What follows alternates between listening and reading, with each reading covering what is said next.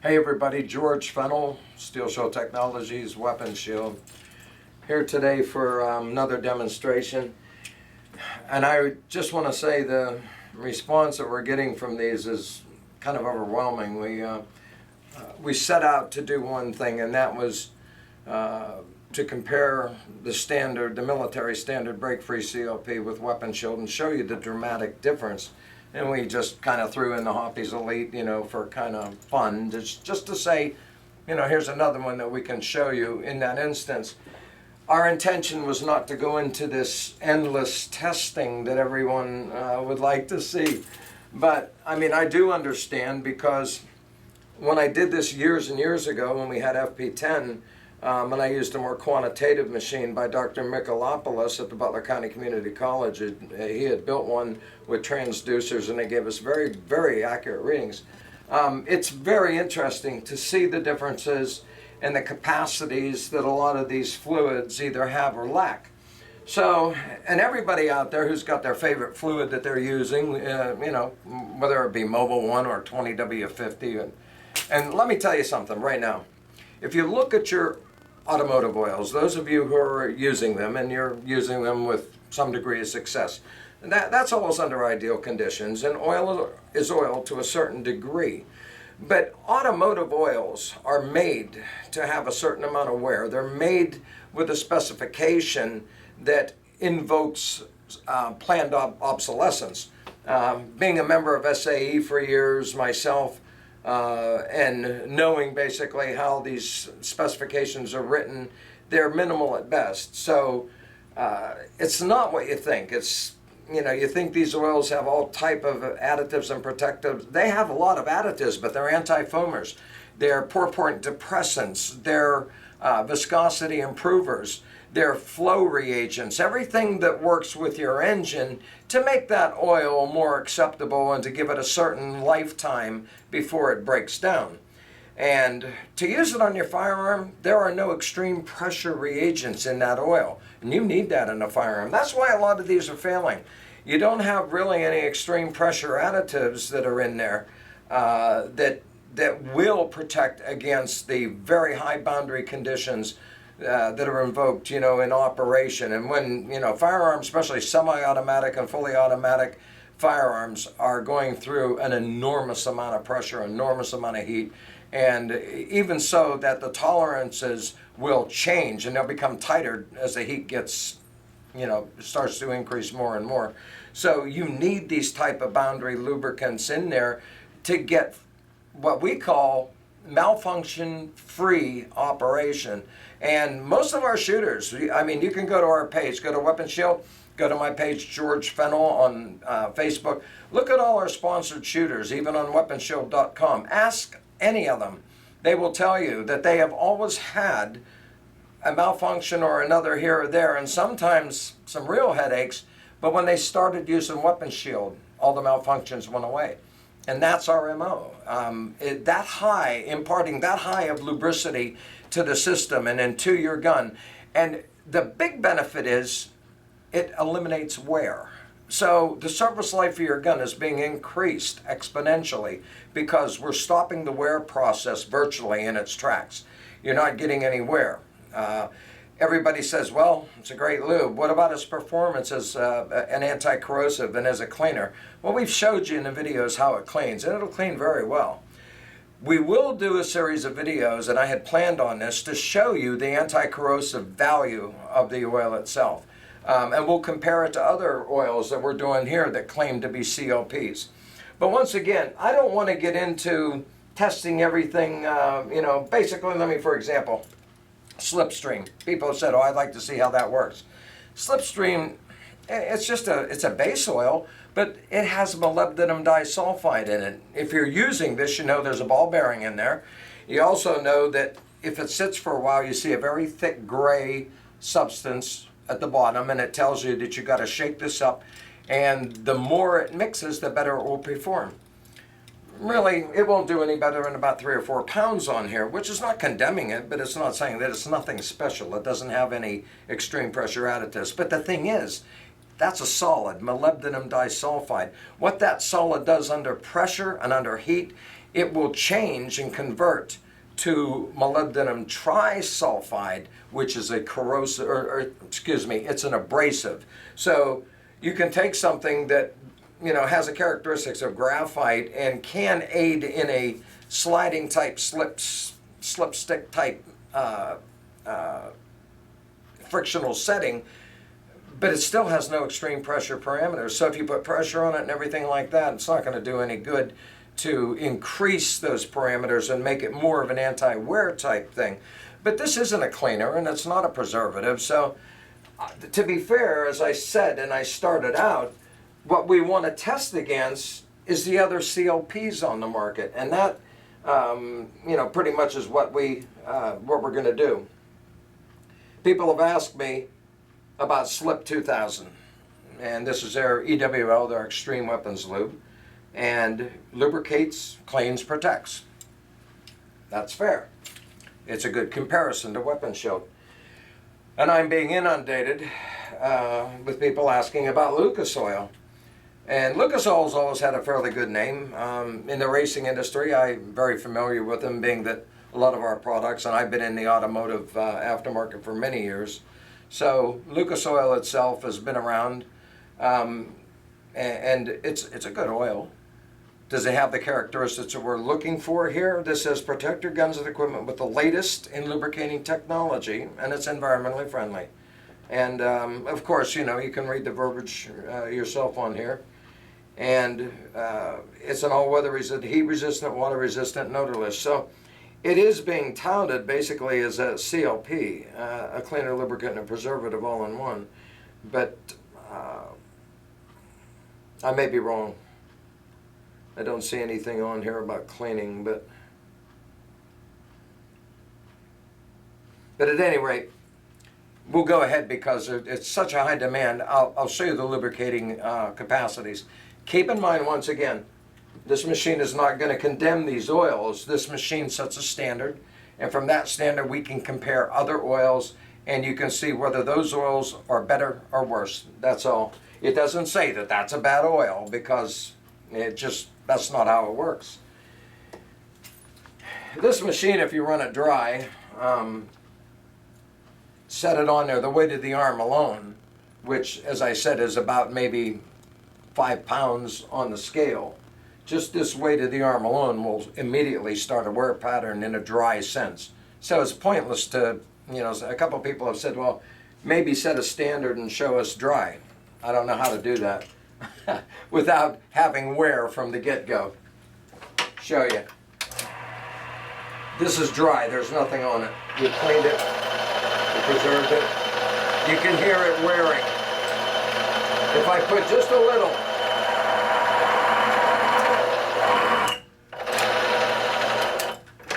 this is what happens, just so you can see.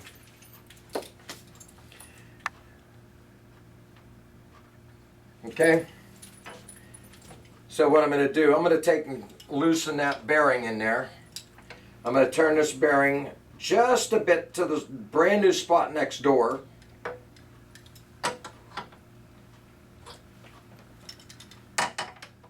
I'm going to take my stone, that which was on the bearing, the softer metal, is welded onto that stone in kind of a galled pattern. So we're going to take our sharpening stone, what I consider to be our grinding stone, and remove that metal. You can hear it. Doesn't take much.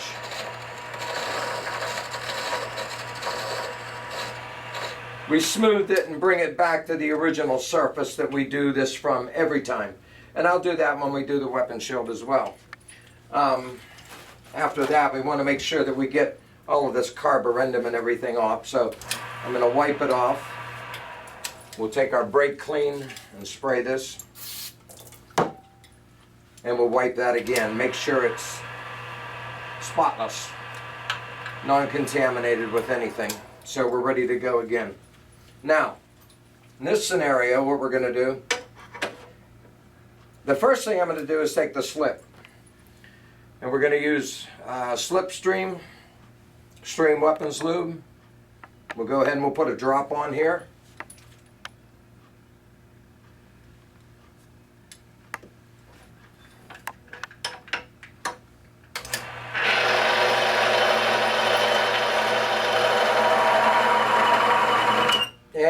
get about 3.5 pounds. That's about it. Okay. Let me set it up. You can see the wear.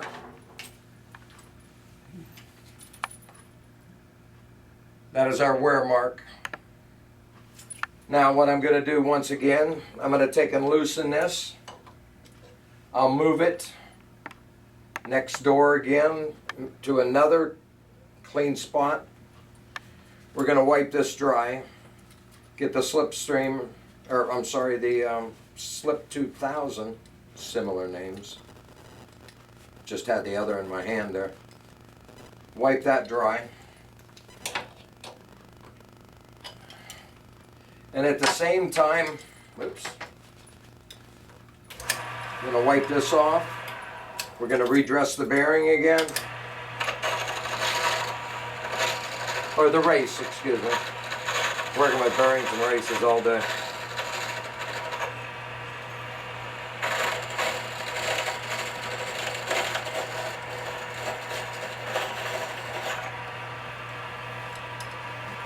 Clean that off. Once again, take our brake clean, make sure that's clean, get a good clean spot. As you can see, clean the surface very well. Wipe our tray off here. Turn that off, and as I showed you before, just as a comparison, we'll take a drop of weapon shield. I think that one's, is this open? I think that's one of the, we'll open it up right here.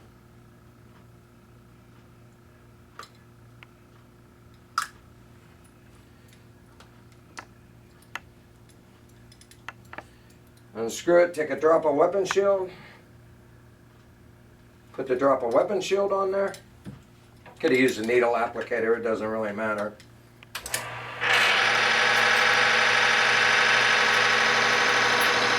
You can hear immediately it get quiet. There's where our seizure point was. As we run down, it treats the metal more and more under the heat and under the pressure. We're down to about 15, 20, and 25. There's the bottom of the scale. That's about 1,800 pounds on a 35-to-1 basis of our fulcrum system there, and using the force formula. Now, as you can see, there's our wear mark from the slip. There's a dot there, which is more like, that's what we call elastic deformation of steel. It's from the pressure. We've actually created enough pressure and enough energy and force to dent the metal there. That's really not wear. So at this point, we're going to take again,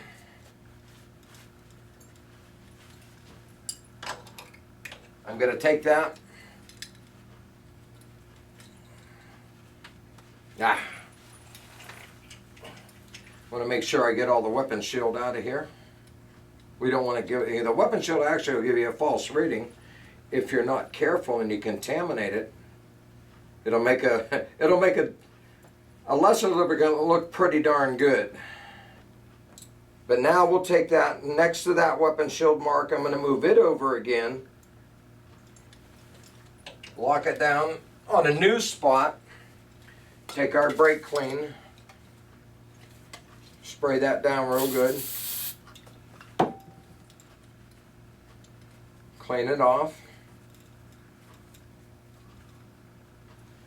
Let me get a new towel here. We go through a lot of towels, believe me. I'm going to do the same here now. I'm going to clean with a spot here. I'm going to clean off the raceway. Make sure I redress it.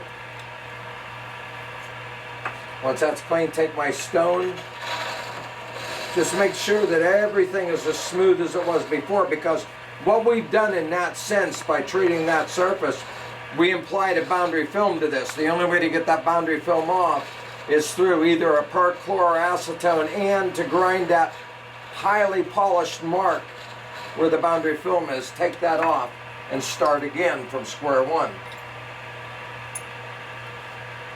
And I assure you, everybody that knows me out there, and there's quite a few of you that do, there are no smoke and mirrors on this. There's no deception. What you see is what you get.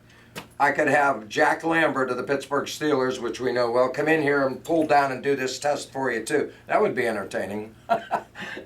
Anyhow, Jack's quite a guy.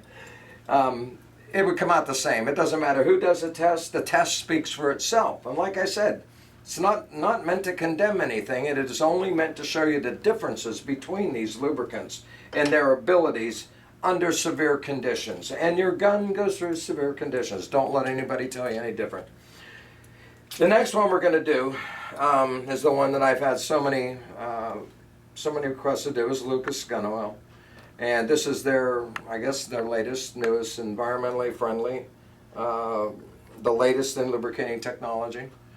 Lucas has always, made a very, very fine product, and I've never had any problems with them whatsoever from that standpoint. So once again, not bashing, not condemning, show you what it does under these horrific conditions. There's a market for all this. If you're a user of Lucas oil and you don't have any problems, that's fine. You shouldn't. It's the anti-wear conditions that we go for, as well as eliminating failures under the worst of conditions. So we put a drop of Lucas on there. You can see the red it ran around there. We'll set it here.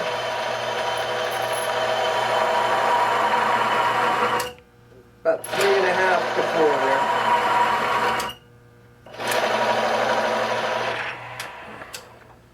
We'll set it up. Get a shot mat there. You can see our wear mark. Lucas comes in, if you were to compare it to the others, as a fairly average, fair to medium in its pressure, extreme pressure rating and capability. But nothing like weapon shield, as we said. Now, to do the same thing as we did before. Loosen that up. Turn that to a new spot right beside the Lucas mark.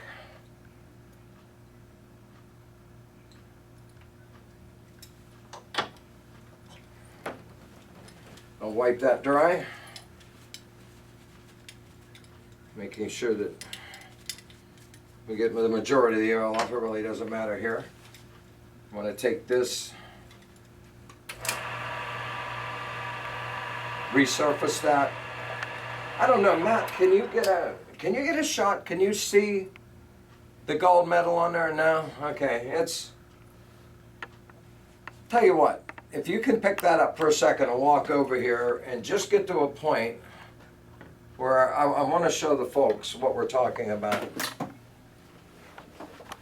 Where you can see on here the galling, if I move this pulley around, and you can see there is a, I guess you would say, a track of galled or welded material that came from the bearing and welded itself on here. And that's what I'm going to do. So while you're doing that, let me just show you so you can see up close what we're doing. We're resurfacing this to take off that welded material, that welded metal that's galled onto the harder steel on the raceway or the test roll. Same thing.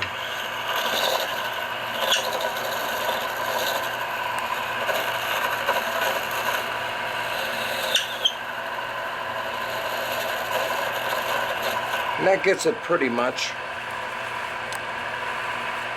Sometimes it gets pretty... We get to a point where we eventually have to replace this ring because we have ground it so much and it becomes very thin. I've had one break at one point, but we have them sitting here so that we can actually go ahead and replace them if we need them, or if we need to.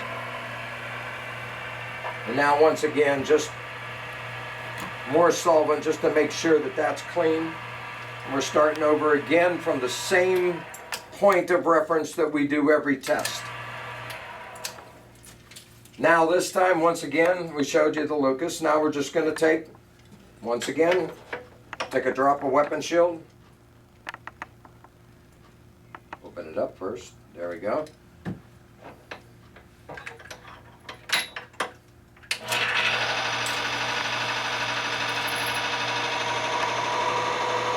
And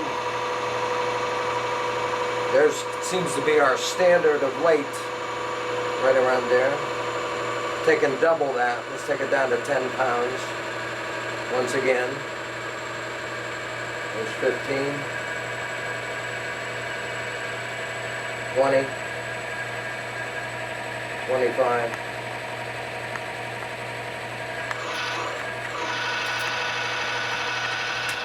Now the other thing, I think I showed you this the other day. Let me put this up first so that Matt can get a shot. Again, you can see there's our Lucas mark and then a little dot there. You know, we've lost a fair amount of metal, but even under spectra analysis, which I've done Fourier transmission, RF, TIR, infrared spectra analysis on most of these products, almost all of these don't have any extreme pressure agents. We're going to get to some that have extreme pressure agents in them, but we're going to show you by comparison why they're different and why they can be detrimental, especially in the corrosive area.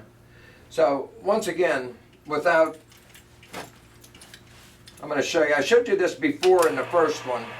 I'm going to wipe it dry. I'm not going to use solvent, but just wipe the excess oil off so that there's really no excess. And this just demonstrates the effectiveness of the boundary film that we formed. Right there is where everything else was failing. As a dry lubricant, we're still functioning. But it's not dry. There's a boundary film. It's about 6 microns thick there, and it will continue to function under a vapor phase type of lubrication.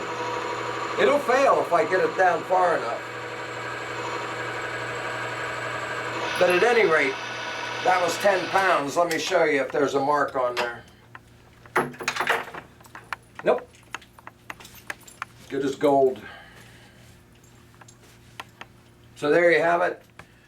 I'm going to leave that for today. It's the weekend. Hope everybody has a good weekend. We're going to get out and try and enjoy one here too. But feel free, visit us once again at www.weaponshield.com. Our source of suppliers are on there under the order button. There's also a statewide list that's on there of dealers that you can check. Number one, you can order from us if you have a problem. I urge you, though, to use our distribution network. Also, I think it needs updated on there. Amazon.com carries our products, as well as Midway Brownells, Sportsman's Guide, Rocky Mountain Rubicon, San Diego Surplus Supply, Blitzkrieg Tactical, the list goes on. Go check it out and see for yourself. Have a great weekend, everybody. We'll see you next week. George Fennell, Steel Shield Technologies, Weapon Shield.